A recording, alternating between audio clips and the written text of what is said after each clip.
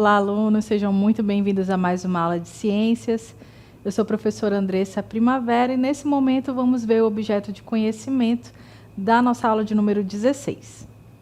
Na aula de número 16, objeto de conhecimento, classificação dos seres vivos, reino vegetal, reprodução das plantas. E no detalhamento, reino vegetal, briófitas e pteridófitas, órgãos reprodutivos das plantas. Então vamos à nossa aula.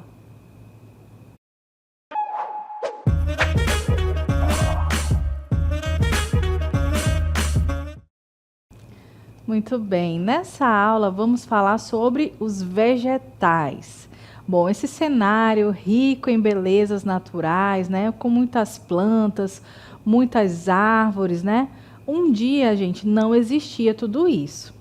As árvores, apesar, né, de estarem aí há muito tempo, elas foram aí descendentes, digamos assim, das algas verdes. É isso mesmo.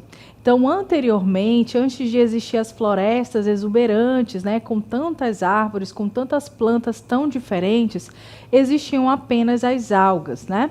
E com o passar do tempo, da evolução das espécies, né, é que foram surgindo aí novas formas de vida.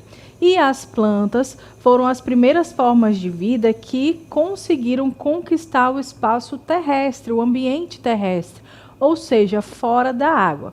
Mas ainda assim, né, nesse grupo de vegetais, a gente consegue perceber diferenças de um grupo para o outro. Existem grupos de plantas que vão ser mais dependentes da água, enquanto outros nem tanto, né? Bom, e para a gente começar a aprofundar esse conhecimento sobre as plantas, eu trouxe aqui algumas informações que são gerais sobre elas, né? Ou seja, o reino Plantae, o reino Plantae, que é o reino dos vegetais, ele tem algumas características próprias. A primeira característica, gente, é ser multicelular, ou seja, ser formado por muitas células. E essas células são do tipo eucarióticas. Daqui a pouco a gente vai ver como é esse tipo de célula. São também seres autótrofos, quer dizer que são seres que produzem o seu próprio alimento. Então, as plantas, os vegetais no geral, eles são seres produtores, né? Quer dizer que eles produzem o seu próprio alimento e por isso são chamados de autótrofos. Então, eles conseguem aí aproveitar a luz do sol e transformar essa energia luminosa em energia química para a sua própria sobrevivência, para o funcionamento aí do seu organismo. E com isso, né, eles são chamados então produtores. Eles também possuem celulose em sua parede celular, vacúolos e cloroplastos, quer dizer que nas suas células, pessoal, vai apresentar aí celulose, que é um tipo de substância, né, existente aí na parede celular dessa célula, também vacúolos e cloroplastos. E quando a gente fala aí de celulose e cloroplastos, são estruturas, inclusive, que foram herdadas lá daquelas algas verdes, né, que já vieram aí com esse grupo de seres vivos. E como seria então a célula de uma planta? Vamos observar. Quando você olha para uma célula de uma planta, você vai identificar, gente, algumas características bem importantes. A primeira delas é com relação à parede celular formada por celulose. Então, essa celulose, ela é um polissacarídeo, ela é uma substância ali presente nas células dos vegetais e ela dá uma resistência para esse tipo de células, certo? Inclusive, gente, é a celulose que é extraída das árvores para produzir papel, por exemplo. Então, é uma estrutura aí bem importante, tá? Também ela vai apresentar ali os cloroplastos, que são essas estruturas em verde, né?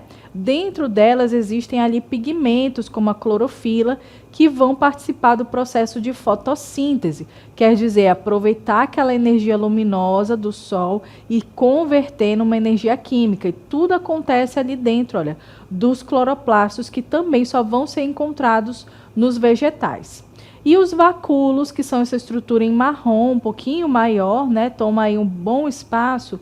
Elas são aí próprias para reservar, armazenar água, tá? Então, elas impedem aí que essa célula ela perca tanta água. Então, esse vacúolo vai ajudar nessa reserva de água. Essa célula vegetal, gente, também é chamada de célula eucariótica, porque o núcleo dela que você está vendo ali, olha, em lilás ou em roxo, né? Ela está coberta por uma membrana chamada carioteca. Então, as células que possuem um núcleo dentro desse compartimento, que é a carioteca, são chamadas de eucarióticas, certo? Então, essa é uma célula que representa aí a célula vegetal com todas as suas estruturas, certo? Bom, e para a gente prosseguir falando ainda das plantas, né? A gente vai perceber que elas podem ter aí uma classificação. Então, primeiramente, as plantas elas podem ser classificadas, gente, em criptógamas. Nossa, professora, que nome estranho, né? Criptógamas, gente, quer dizer que elas possuem ali a sua região reprodutiva, o seu aparelho reprodutivo escondido, que não é aparente, que não dá para ver, né? Então, são plantas que não possuem flores, cuja estrutura reprodutora é pouco visível. Tá? Então, as criptógamas são essas, que a estrutura reprodutora não está visível, não está aparente. E aí, dentro desse grupo das criptógamas, nós temos o exemplo ali, briófitas e pteridófitas. São nomes difíceis, mas eu sei que você vai aprender ao longo da nossa aula, né? Bom, existe outra classificação, que é o grupo das fanerógamas.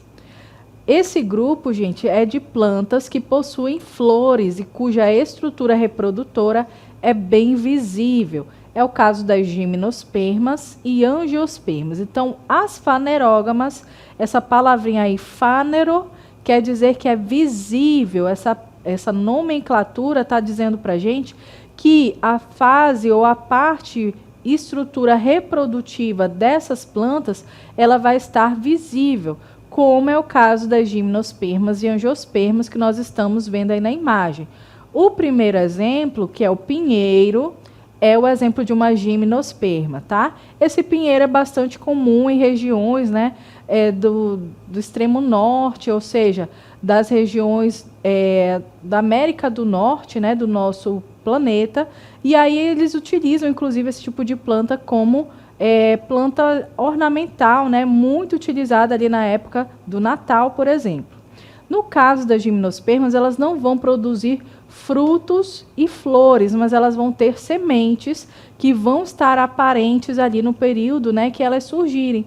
Então, a gente vai conseguir observar ali a estrutura reprodutiva dessa planta. Já no caso das angiospermas, como a gente está vendo aí no nosso exemplo, uma mangueira, né, ou seja, uma árvore frutífera. Nessa a gente vai identificar aí as flores, né, que vão surgir, e após as flores serem fecundadas, vai surgir o fruto. Dentro desse fruto, como no caso aí de uma manga, a gente vai ter uma semente dentro dela. E essa semente é uma estrutura reprodutiva que quando você planta, você tem novamente uma árvore, né, que vai dar frutos. Então, é um exemplo de angiospermas. E esses dois grupos, então, gimnospermas e angiospermas, estão dentro do grupo das fanerógamas, que são aquelas que possuem a estrutura reprodutiva aparente. Mas nessa aula a gente vai ficar um pouco com os dois primeiros grupos, né, das criptógamas, que são briófitas e pteridófitas. Então, vamos observar aí as características das briófitas, né? A gente está vendo aí que elas podem ainda ser classificadas como avasculares. O que seria avasculares, gente? Esse A é de negação, quer dizer que elas não têm estruturas vasculares, ou seja, que elas não vão possuir uma estrutura chamada xilema e floema, tá? Como exemplo aí das briófitas, a gente está vendo um musgo, certo? Então, essa estrutura, né, esse tipo de planta ou de vegetal é bastante comum em áreas que são úmidas, né? A gente vai falar um pouquinho mais sobre elas daqui a pouco, mas para a gente entender melhor, por hora, precisamos saber que as briófitas são avasculares, certo? Bom, no caso aí das plantas avasculares, gente, elas não possuem, né, essa estrutura, tá? Mas nós temos aquelas que são vasculares, ou também conhecidas como traqueófitas. E aí, nesse grupo, já vai ter o grupo das pteridófitas, gimnospermas e angiospermas. E o que seriam essas vascularidades, né? Imagine aí que o nosso organismo, o organismo humano, ele é composto por vasos sanguíneos, veias, artérias, capilares, que transportam o nosso sangue, e no nosso sangue vai sendo transportados os nutrientes que o nosso corpo precisa. No caso das plantas, elas não vão apresentar vasos sanguíneos, não tem sangue, né? Mas elas vão ter aí xilema e floema, que são então estruturas que vão transportar nutrientes, substâncias importantes para essa planta, também a água, né? E isso, gente, essa estrutura só vai ser encontrada nesses 3 grupos que nós estamos apresentando aí. Como exemplo, nós temos as samambaias, que são plantas aí bastante conhecidas, né? Geralmente tem em muitas casas, em vários locais é possível encontrar, e elas pertencem ao grupo das pteridófitas. Outro exemplo aí que tem também, que são vasculares, é o grupo das gimnospermas, a gente já viu aí o pinheiro como exemplo, e também, né, a mangueira, ou seja, uma representante do grupo das angiospermas. Então, todas essas, pessoal, elas vão ter aí vascularização, vão apresentar xilema e floema, e isso dá para elas uma liberdade, digamos assim, para que elas possam crescer mais. A gente vê aí que a samambaia ela ainda é um pouco reduzida, né?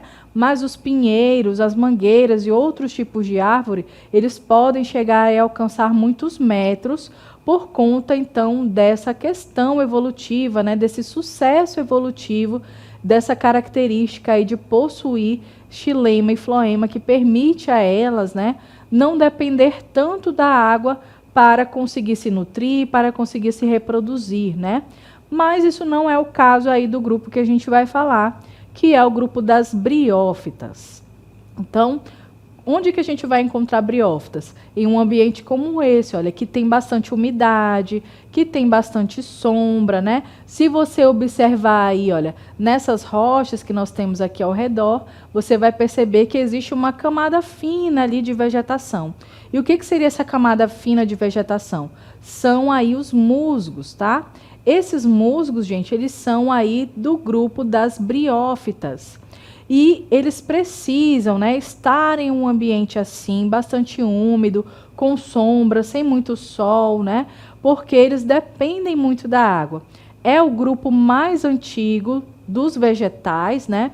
É o primeiro grupo que conquista o ambiente terrestre, mas que ainda é muito dependente da água, ou seja, de locais que tenham bastante umidade ou de locais que tenham mesmo presença de água, né? Você, quando visita uma cachoeira, você vai com certeza encontrar rochas e até troncos de árvore ou no chão, né, a presença desses musgos, certo? Bom, e esses musgos, eles não chegam a alcançar, né, um tamanho muito grande, eles não passam ali de 50 ou 40 centímetros, né, de comprimento, são muito pequenininhos, para a gente enxergar detalhes deles só com uma lupa, né, com uma lente de aumento ali para conseguir enxergar melhor, certo? E quais as características gerais desse grupo das briófitas? A gente está vendo aí que eles são avasculares, ou seja, eles não possuem aquelas estruturas que nós falamos anteriormente, xilema e floema, que vão transportar nutrientes dentro do organismo de um vegetal. Isso não é uma realidade nas briófitas, por isso que nós chamamos elas de avasculares. Elas precisam da água, ou seja, para se reproduzir, elas precisam mesmo da água, por isso que elas estão inseridas em ambientes assim com bastante umidade, né? E precisam estar em locais úmidos, porque a presença dessa água, então, vai ser bem importante, né, para o ciclo de vida desse tipo de vegetais, né? Então, dentro desse grupo das briófitas, nós não temos só os musgos, nós temos outras espécies de plantas que também pertencem ao grupo das briófitas. Então, vamos conhecer. Nós temos aí como representantes do grupo das briófitas os musgos, que nós já falamos, as hepáticas e os anthoceros ou antóceros. Você está vendo a imagem de cada um deles, né? Os musgos são aqueles mais verdinhos, né? São bem pequenos, podem ser confundidos ali com o lodo, mas o lodo é outra coisa, tá, gente? Então, os musgos, inclusive, eles são indicadores que aquele ambiente onde eles estão presentes é um ambiente livre de poluição, porque eles precisam estar em um ambiente limpo. Já as hepáticas são plantinhas com folhinhas muito pequenas, né? Esse nome hepática é porque se assemelha ao fígado, né? E aí colocaram esse nome então nelas. Também são muito dependentes da água e vão estar no mesmo ambiente que os musgos. E os antóceros, eles são um pouquinho mais alongados, né? Como se fosse uma cápsula extensa, parecido com uma grama, mas eles não são gramas. Então eles são antóceros e também pertence ao grupo das briófitas, ou seja, é aquele grupo que depende muito da água, que está ali no ambiente terrestre, mas que ainda precisa bastante de umidade, certo? E como que esse grupo ele vai se reproduzir, né? Como nós conhecemos, a estrutura reprodutiva deles não está aparente, mas a gente vai conhecer como que funciona então o ciclo reprodutivo desse grupo de plantas. Então, observe aí que nós vamos ver o ciclo, tá, de vida das briófitas. Observe aí que a gente está usando o musgo como exemplo, tá? Então, a gente vai considerar aí que a gente está vendo o musgo. Pessoal, os musgos, eles vão se reproduzir por duas formas, certo? Então, eles podem formar aí o que a gente chama, né, de estrutura gametofítica, certo? Ou seja, eles vão formar gametófitos. Essa palavrinha já vai remeter para a gente que tem a ver com gametas, ou seja, a produção de células que vão ser responsáveis aí pela reprodução, tá? Então, a gente vai ter, inclusive, a separação, tá, desses dois gametófitos. A gente vai ver que existe o gametófito feminino e o masculino, tá? Então, aqui dentro do gametófito feminino, a gente vai ter uma estrutura que é chamada de arquegônio. E dentro dela vai ter a osfera, que é como se fosse o óvulo, né, dos animais.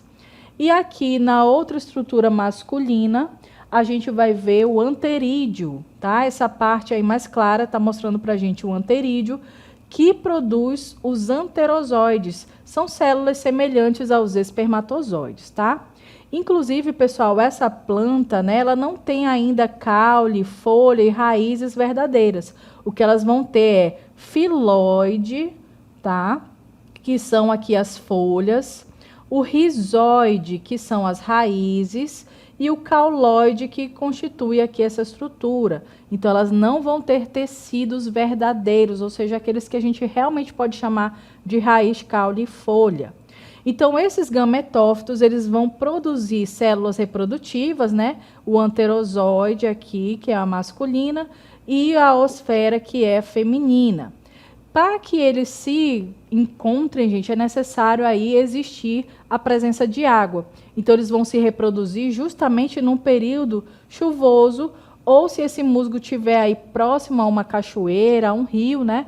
Quando essa água aí eventualmente cair sobre ele, essa célula reprodutiva que foi aqui produzida no gametófito masculino vai, então, juntamente com a água, cair no gametófito feminino. Com isso, pessoal, vai gerar aí uma estrutura, tá? Depois aí, né, que essas células se encontraram, vai gerar aí essa estrutura que vai produzir esporos, tá? Então, a gente percebe aí que essa estrutura, gente, ela vai produzir esses esporos e a gente vai chamar, então, de esporófito, certo? Então, vamos ver aqui, olha, que são os esporófitos, é a outra fase da reprodução, então, desses musgos, ou seja, das briófitas, certo? E aí, o que que vai acontecer? Eles vão produzir aí esse esporófito produz uma cápsula que libera esses esporos em um determinado momento. Então, quando esses esporos eles caem aí sobre o solo, né, e encontram condições favoráveis, ou seja, vão encontrar umidade, vão encontrar aí condições boas para que eles se reproduzam, eles vão então germinar, vão gerar novos gametófitos e o ciclo se conclui assim, né? Então, eles ficam nessa alternância, certo? E a gente vê aí, olha, que existe uma fase gametofítica, que produz gametófitos, onde a gente vê aqui o exemplar feminino e masculino. E a gente vai ver uma fase esporofítica, que é quando eles produzem os esporos, certo? Então, essas duas fases, elas ficam se alternando, porém, a fase predominante é a fase dos gametófitos. É aquela fase que a gente vai ver ali, né? A estrutura feminina e a estrutura masculina diferenciadas, certo? Então, esse é o ciclo de vida das briófitas, dos musgos, das hepáticas, dos antóceros, como a gente conheceu. E agora a gente vai falar um pouquinho das pteridófitas, que é uma outra classe aí de vegetais, mas que também é muito dependente da água. E como a gente aprendeu, existem algumas características que podem estar presentes em um determinado grupo e ausentes em outro. No caso aqui das pteridófitas, né, elas são um grupo que vão apresentar algumas estruturas que são gerais aí, né, a outros grupos. Bom, quais são então as pteridófitas, né? Um grande exemplo está aqui, olha, que são as nossas samambaias, tá? É muito comum a gente encontrar na casa de pessoas que gostam de cuidar de plantas, né? Com certeza na casa da sua avó vai ter lá um vasinho de planta com uma samambaia, né? E quais são as características que pertencem a esse grupo? Elas são então vasculares, quer dizer que elas possuem, que elas apresentam aqueles vasos condutores de seiva, que são o xilema e o floema que nós citamos. Elas também vão precisar de um ambiente úmido e sombrio, ou seja, que tenha bastante sombra, que tenha bastante umidade. Não necessariamente precisam estar próximos da água, mas elas precisam sim de água como todos os outros vegetais, né? No caso das pteridófitas, elas já vão apresentar estruturas verdadeiras, ou seja, elas já vão ter raiz, caule e folhas, mas elas não vão possuir aí sementes e frutos, nem flores, tá? E isso aí são características de outros grupos que nós vamos conhecer depois. Então, no caso aí das pteridófitas, elas possuem todas essas características. E quais são os representantes desse grupo, além das samambaias, né? Então, vamos conhecer. Nós temos aí as avencas, as samambaias e cavalinhas. São todos exemplares, né, desse tipo de grupo, desse grupo aí, né, das pteridófitas, certo? E aí elas são muito pequenininhas também, certo? São aí delicadas, precisam de um cuidado, né? Quem gosta de cuidar de plantas sempre vai ter ali essa planta bem vistosa, né, no seu vasinho, vai regar sempre, porque elas dependem muito de água. E como é que é o ciclo reprodutivo desse grupo, né, do grupo das pteridófitas?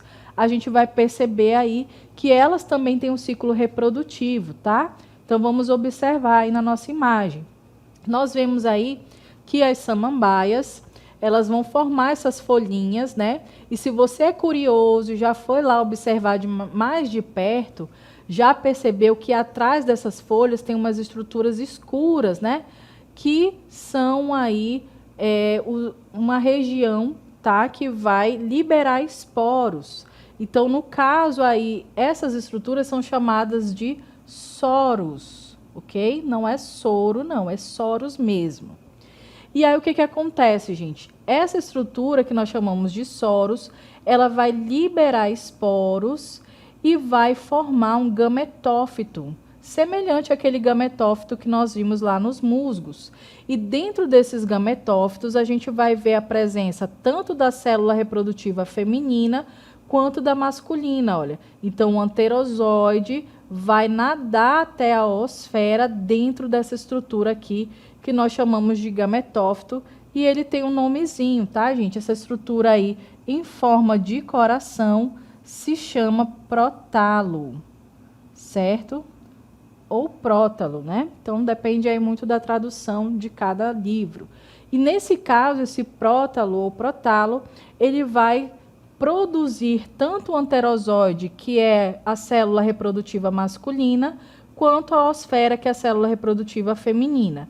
E aqui, dentro desse gametófito, do prótalo, vai acontecer aí a união deles dois. Agora, para acontecer essa união, gente, precisa de água. Então, Então, por isso que elas vão estar, né, melhor aí se desenvolvendo em ambientes úmidos, em ambientes onde exista água.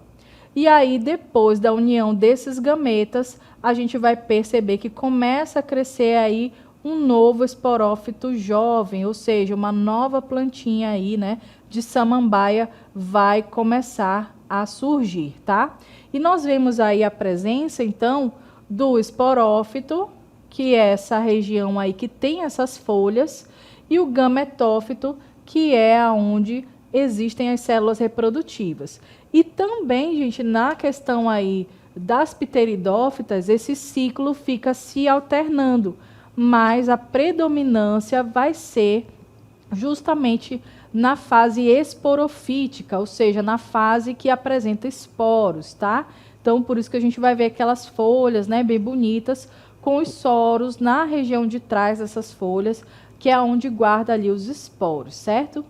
E só para a gente entender melhor, né, quais as principais diferenças entre esses dois grupos que nós estudamos, vamos ver aí algumas características importantes.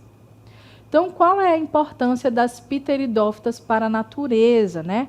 Elas são muito importantes, tá, gente? Elas podem aí ser utilizadas como bioindicadores da qualidade ambiental. Quer dizer que se elas estão inseridas em um ambiente, quer dizer que esse ambiente ali é saudável, pelo menos para elas, né? Está livre ali de grandes poluições.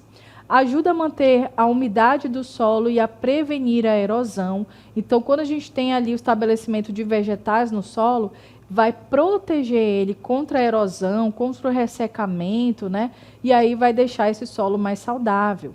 Remove poluentes do ar e do solo. Então, como todas as plantas, né, elas vão captar aí, por exemplo, o gás carbônico da atmosfera e vão devolver para o ambiente o oxigênio, ou seja, elas estão removendo ali poluentes do ar e do solo. E as diferenças principais entre esses dois grupos. Observe aí que as briófitas não possuem corpo diferenciado em caule e folhas verdadeiras, diferentemente das pteridófitas, que apresentam essas estruturas. Então, as briófitas vão apresentar filóide, cauloide e rizoide, enquanto as pteridófitas já apresentam raiz, caule e folhas verdadeiras. As briófitas, elas não possuem aí vasos condutores de seiva, portanto, são avasculares. Em pteridófitas, a gente já vai observar aí xilema e floema, são observados, sendo essas plantas, portanto, vasculares. Então, o grupo das briófitas é avascular, não possui ali as estruturas xilema e floema, e as pteridófitas já apresentam xilema e floema, que são aí vasos condutores de seiva. Nas briófitas, a gente vai observar também, a fase do ciclo mais duradoura é a fase gametófito, e nas pteridófitas, a fase de vida mais duradoura é o esporófito, ou seja, a fase de vida produtora de esporos. Então, a gente observa aí já uma diferença entre os dois. Nas briófitas, nós temos aí os gametófitos como predominante e os esporófitos nas pteridófitas como predominante, certo? Bom, a gente viu aí várias informações sobre o grupo dos vegetais, né? Falamos dos grupos das briófitas e das pteridófitas, que são chamados de criptógamas porque não possuem a sua estrutura reprodutiva aparente.